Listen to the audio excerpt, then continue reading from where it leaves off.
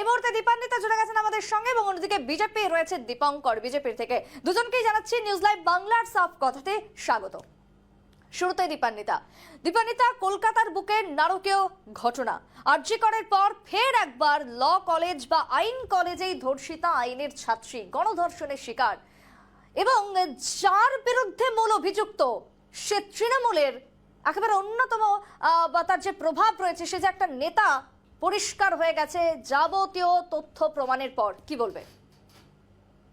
দেখুন, 2022 অব্দি তিনি কিছু পদ হোল্ড করতেন, তারপরে ওনার সাথে দলের কোনো পদাধিকারী নামটা ওনার সাথে জুড়লে বোধহয় এটা ভুল করা হবে। বারবার যে কথা আমরা বলছি, যখন তিনি পদের সাথে যুক্ত ছিল অর্থাৎ পোস্ট হোল্ড করতেন, তখন কিন্তু কখনোই উনি ধর্ষণের সাথে যুক্ত ছিলেন না। কারণ এটা গত পরশুর ঘটনা এবং সেই থেকে আমরা দেখতে পাচ্ছি 12 ঘন্টার মধ্যে আমাদের এই পুলিশ তাদের অ্যারেস্ট করেছে। অভিযোগ পাওয়ার সঙ্গে সঙ্গে সক্রিয় ভূমিকা দেখেছি পুলিশের এবং যত দ্রুত সম্ভব এই কেসটা অগ্রগতি ঘটছে। যারা যারা দোষী, কেন সিকিউরিটি বেরিয়ে গেছিল, কার নির্দেশে, সবটাই এই সরকারের অধীনে থাকা পুলিশে কিন্তু করছে। তাই অত্যন্ত ধন্যবাদ দেওয়া উচিত কলকাতা পুলিশকে, যারা এতটা তৎপর। এবার আসি, যে ছেলেটি বা যারা এই ঘটনায় যুক্ত ছিল তাদের মানসিকতা এবং তাদের বেড়ে ওঠা নিয়ে। যে কোনো ধর্ষক এই সমাজের একটি কীট। যে ঘটনা মেয়েটির সাথে ঘটেছে, আমি একজন নারী হয়ে তীব্র ধিক্কার জানাচ্ছি। এই যে নারকীয় মানসিকতা বহন করে চলেছে একটা সমাজ, যারা এই ধরনের ধর্ষণ বা গ্যাংরেপকে ত্বরান্বিত করছে, এই একটা মানসিকতার অসুস্থতা, জানেন তো, ধর্ষণ যা তারাই করে। তাই এর সাথে কোন রকমের দলের রং লাগানোটাকে আমি যথোপযুক্ত মনে করছি না। কারণ ধর্ষক যারা, তাদের মানসিক বিকৃতি থাকে, তার থেকেই তারা ধর্ষক তৈরি হয়। আর ধর্ষক তৈরি করে তার পারিপার্শ্বিক পরিস্থিতি। সবার আগে দেখা দরকার এই সব ছেলেরা বা যারা এই কর্মকাণ্ডের সাথে যুক্ত ছিল, তাদের সবার আগে একটাই শাস্তি, সর্বোচ্চ শাস্তি যেটা হয়। আমরা অপরাজিতা বিলটাকে বারবার লাগু করতে বলছি, আটকে রেখেছে। এখানকার আমাদের বিধানসভায় পাশ হয়ে গেল, বিভিন্ন দল ছুতো দিয়ে আটকে রাখা হয়েছে, সেই বিলটাকে পাশ করতে দেওয়া হয়নি। তাহলে দৃষ্টান্তমূলক শাস্তিটা কি করে হবে? পুলিশ তো পুলিশের মতো অভিযোগ পাওয়ার সঙ্গে সঙ্গে আমরা কেউই সমর্থন জানাই না, সেটাই হচ্ছে খুব স্বাভাবিক। কিন্তু আপনি যেমনটা বলছেন যে যারা প্রবক্তা আপনি তো তথ্যই নেই আপনার কাছে, তাই জন্য গলা দিয়ে কথা বলছেন। আপনার ডেটা শোনার মতো সহনশীলতা দিচ্ছে না। আপনি ডেটা শোনার জন্য সহনশীলই নন, আপনি চিৎকার করে সত্যিটা ঢেকে দিতে চাইছেন। আপনি থামুন, আপনি থেমে আগে অন্যকে শোনার জন্য সঠিক তথ্যটা নিন। আপনার কাছে কোনো ডেটাই নেই, আপনার কাছে ডেটাহীন ভাবে আপনি কথা বলতে এসেছেন।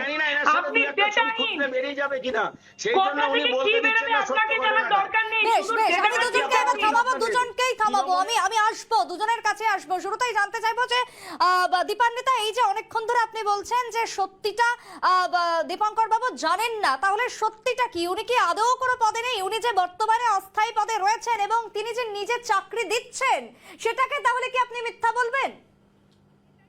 মিথ্যা সত্যিটা এখানেই বলছি। ওনার যখন 3-4 মাস বা ওই 45 দিনের জন্য বোধহয় খুব সম্ভবত ওনাকে যে অস্থায়ী কর্মী পদে নিয়োগ করা হয়, তার সাথে আরো 2 জন সিলেক্টেড ছিলেন। কিন্তু ওনার যেহেতু আইনের ডিগ্রিটা ছিল, তাই গভর্নিং বডি ওনাকে অস্থায়ী কর্মী রূপে সিলেক্ট করে। জিনিসের তথ্যগুলো না জেনে অর্ধশিক্ষিত মানুষজন নিয়ে তর্ক করা যায় না, মূর্খের সাথে তর্ক করা যায়। অর্ধশিক্ষিত লোকজন যারা না জেনে শুধু তৃণমূল দোষী বলবে বলে চিৎকার করে গলা ফাটায়, তাদের সাথে অন্তত যুক্তিতর্ক করা যায় না। তারা রাস্তায় হনুমানের মতো লাফাতে পারে। ওই কলেজটার চালা রয়েছে, তারা তো সেই তৃণমূল, অর্থাৎ তাদের ছত্র ছায়াতেই তো এই মনোজিতের এত দহরম মহরম। এটাকে তুমি অস্বীকার করতে পারো? দেখুন, একটা অভিযোগ যখন উঠছে, ছেলেটি যখন দলে ছিল, দলের দিকে আঙুল উঠবে, এটা স্বাভাবিক। কিন্তু দল কিন্তু এই রেপিস্টকে গলায় মালা পরিয়ে বরণ করেন এবং দলের প্রত্যেকে, উচ্চপদস্থ থেকে নিচু স্তরের সকল কর্মীরা সকলে বলেছে রেপিস্টের একটাই ঠিকানা হতে পারে সর্বোচ্চ শাস্তি এবং প্রশাসন যা ব্যবস্থা নেবে তাই যেন হয়।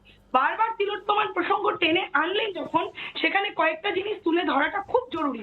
তিলোত্তমার জন্য আমরাও চেয়েছিলাম, যার জন্য খুব তড়িঘড়ি করে অপরাজিতা বিলটা পাস করানোর কথা হচ্ছিল, এই মিডিয়া ইয়েলো জার্নালিজম করে সেই অপরাজিতা বিলকে কিন্তু একদম বড় করে দেখালো না।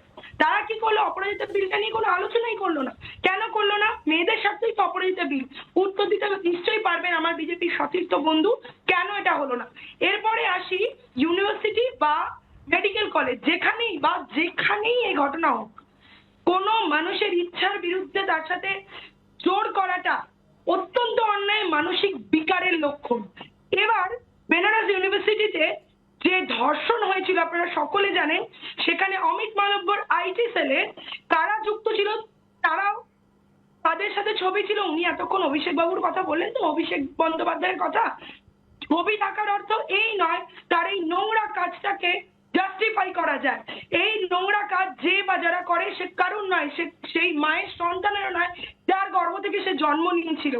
মোদি থেকে অমিত শাহ, যোগী, সকলের সাথে সেই বেনারস ইউনিভার্সিটিতে যে রেপের ঘটনা ঘটেছিল, সেই ঘটনায় অভিযুক্ত গ্যাং রেপের নেতারা ছিলেন আইটি সেলের নেতারা, নাম্বার 1। নাম্বার 2, আজকে আমাদের সোনার মেয়ে যাদের বলি, যে সাক্ষী মালিক বা বীজভূষণের মতো এমপি, যারা আমাদের সোনার মেয়েদের বহু দিন ধরে রেপ করেছে, তাদের জন্য বোন শব্দটা বেরিয়ে এই চিৎকারটা বিজেপির সতীর্থরা করছে তো? না, করছে না। তাদের অতিরিক্ত দরদ বা এটাকে বলা যায় প্রচারের দরদ, কারণ বাংলায় কোনোভাবে তারা তো উন্নয়ন করতে পারেনি, বাংলার মানুষের পাশে বিপদে আপদে দাঁড়াতে পারেনি।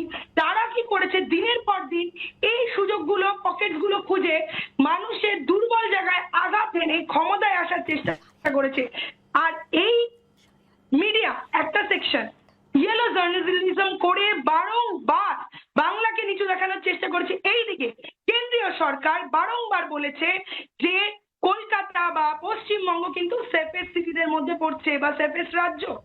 এই ক্ষেত্রে এই ক্রাইমে তাহলে কি ওনারা নিজেদের তো নিজেরাই কেটে পরিষ্কার করছে? প্রশ্নটা ওনাকে রইল। এইগুলো আরো একটা কথা, কয়েকদিন আগে বিহারের মুজফ্ফরবাদে কি হলো?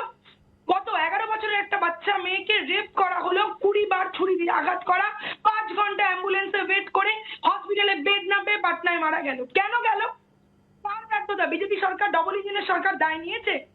এটা কোন সরকারের দায় ঠেলাঠেলি নয়। আমাকে যদি বলা হয় তৃণমূলের লোক বলে রেপ করেছে, না, তৃণমূল বলে না রেপ করতে।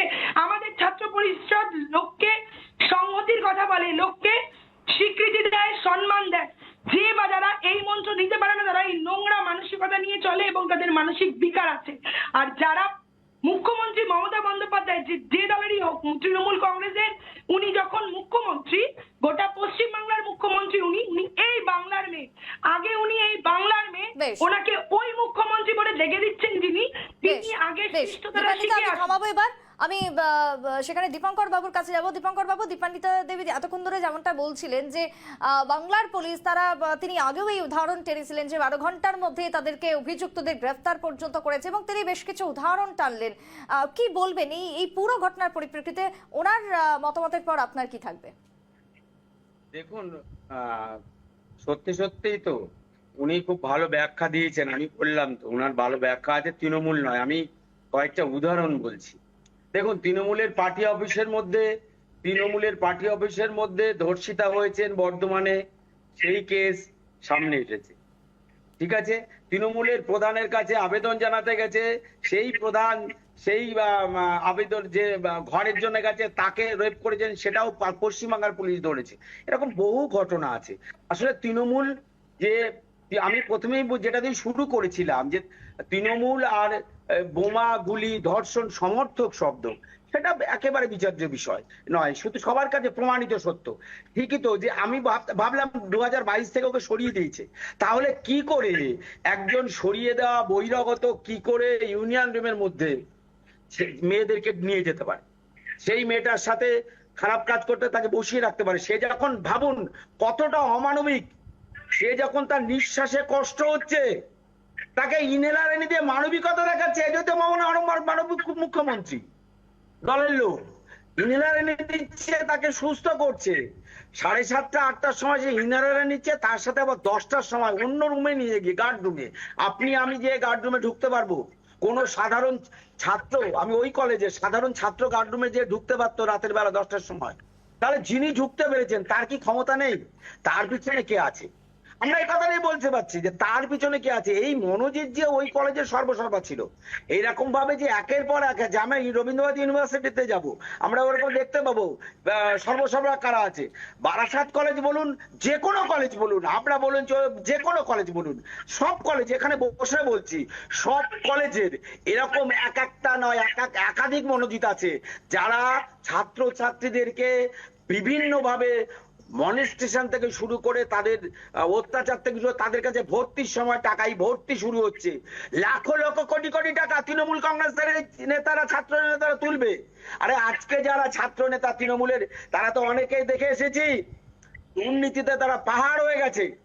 এই পাহাড়ের জায়গায় তৃণমূল কংগ্রেস তার অস্তিত্বটাকে নিয়ে গেছে এবং এটাকেই বাংলার মানুষের পরে চালাতে চাইছে, এবং বাংলার মানুষের পরে এটাকেই আমরা শুধু বারবার, যেটা আগের বার বলতে পারলাম না, আরজি করের ঘটনা, মমতা ব্যানার্জি যদি সেই নাম কতজনের আছে, একজনকে, আর বাকিরা কোথায়? ঠিক সেইভাবে আজকে অভয়া কাণ্ডের মতন আরেকটা কাণ্ড এই মেয়েটার ঘটতে পারতো, যার সাথে আইন কলেজে ঘটেছে।